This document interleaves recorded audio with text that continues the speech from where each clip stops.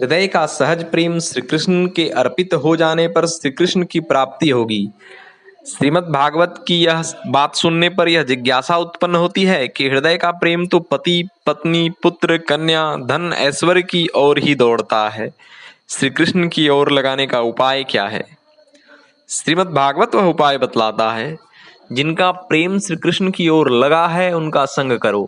दैहिक संग न हो सके तो मानस संग करो। मानस संग तो सभी के लिए संभव है।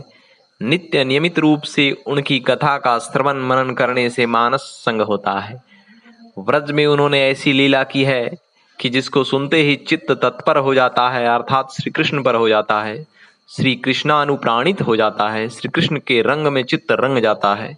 श्रीमद् भागवत में श्री कृष्ण के माधुर्य की 4 बातें बताई गई हैं। रूप माधुर्य, वेणु माधुर्य, प्रेम माधुर्य, लीला माधुर्य।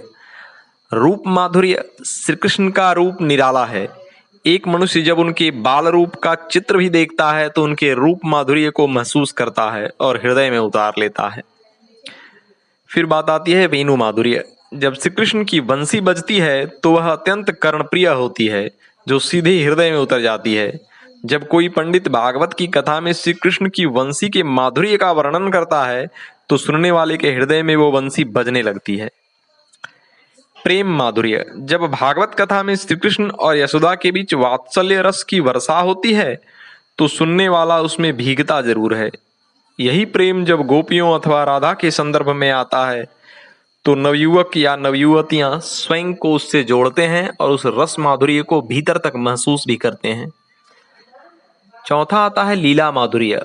श्री कृष्ण की लीलाएं भी अनंत है। कभी पूतनावध, कभी कालिया के फन पर नृत्य, कभी व्रज के घर घर से माखन की चोरी। भागवत में जब इन लीलाओं की चर्चा होती है तो मनुष्य भाव विभोर हुए बिना रह नहीं सकता। कहने का तात्पर्य यह है कि कृष्ण के लिए हृदय में प्रेम जगाने का यही उपाय है कि भागवत कथा का श्रवण कर बताए गए 4 माधुर्य के रस को पीने का प्रयास करने से ही चित्त कृष्ण में लगेगा, अन्य कोई उपाय नहीं है। और जब एक बार चित्त उनमें लग जाए तो फिर आप होते हैं और कृष्ण होते हैं, बीच में कोई नहीं होता। ओम।